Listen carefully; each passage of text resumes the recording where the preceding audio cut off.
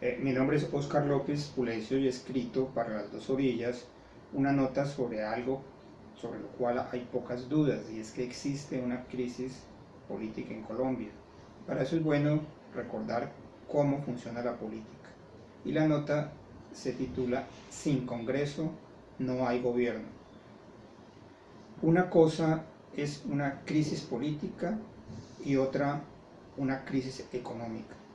Y la gente sale a la calle a protestar por ambas, lo que confunde causas con efectos. En Hong Kong, España, Bolivia, Perú y Colombia, solo por citar algunos ejemplos de muchos que hay en la actualidad, hay crisis políticas. En Argentina, Ecuador, Chile y Francia hay crisis económicas. Venezuela, por otro lado, es un caso perdido. Hay crisis política, económica y social. La crisis política en Colombia se resume en dos líneas: un gobierno sin mayorías en el Congreso, sin intención de conseguirlas, que ha perdido buena parte del apoyo popular que lo llevó al poder. Es el resultado del conocimiento elemental de cómo funciona nuestro sistema político.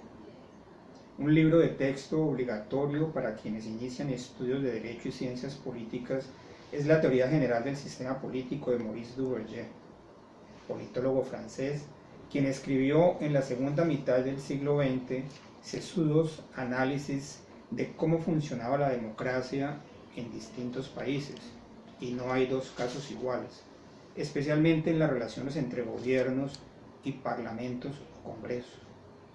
Tenía Duverger la teoría, que ha sido rebasada por las realidades del siglo XXI, de que el voto universal conducía a un sistema político bipartidista, lo cual hacía muy expedito el funcionamiento del gobierno y la oposición.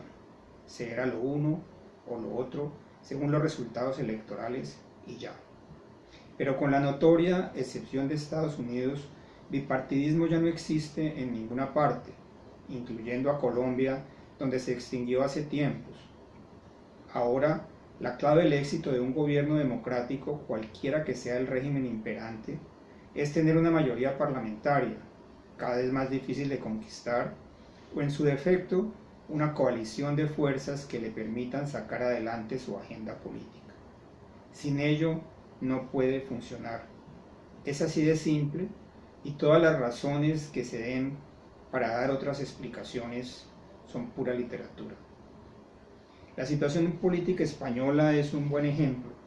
Mientras hubo bipartidismo, el PSOE y el PP, todo fue miel sobre hojuelas. Hoy hay al menos 5 partidos con importantes representaciones parlamentarias y llevan 4 elecciones generales en 4 años para tratar de encontrar una coalición que funcione. La última de la semana pasada no hizo sino debilitar a todos los partidos, lo cual ha facilitado la formación de un gobierno frágil, porque los caminos de Dios son inescrutables. Pero no hay otra salida si se quiere que haya democracia, y no despotismo ilustrado como en el siglo XVIII, gobernantes absolutos trazando políticas que se supone son las que requiere la sociedad, o autoritarismo tecnológico, el nombre moderno de la criatura, que es llevar bienestar material al pueblo basado en desarrollos tecnológicos pero sin democracia, como en China o en los Emiratos Árabes. Tratar de que funcione un gobierno democrático con una representación minoritaria en el Congreso es buscar la cuadratura del círculo. Como sucede en Colombia, el asunto se vuelve una pugna entre los dos poderes para demostrar su fuerza, en la cual el gobierno, que depende del Congreso, lleva las de perder. Por ejemplo, en un gobierno con una coalición mayoritaria, no es posible que suceda algo tan demoledor como una moción de censura a un ministro, o que le resulte imposible garantizar el trámite de una reforma tributaria, pensional o laboral tan urgente. La idea, impulsada por el minoritario partido de gobierno, de hacer una coalición con los partidos, que controlan al Congreso, es un tema éticamente repugnante, hace mucho daño y deja en el aire algo tan necesario como la gobernabilidad. perjudica al presidente de la República, que es una persona respetable, trabajadora, con deseos de acertar, con espíritu conciliador, porque lo vuelve responsable político de un sistema que no funciona, y perjudica al partido de gobierno, como ha quedado demostrado en las últimas elecciones municipales. Es algo que a nadie beneficia, ni a ellos ni al país. Todos deberían leer a Duverger. En el siglo pasado, en el sistema político colombiano, copiado en muchas partes del norteamericano, había lo que en Estados Unidos se llama midterm elections, que aquí se llamaban elecciones de mitad. El periodo de los representantes a la Cámara era de 2 años, lo cual permitía que en la mitad del periodo presidencial el presidente ajustara su gabinete y sus políticas de acuerdo con los resultados de esa elección.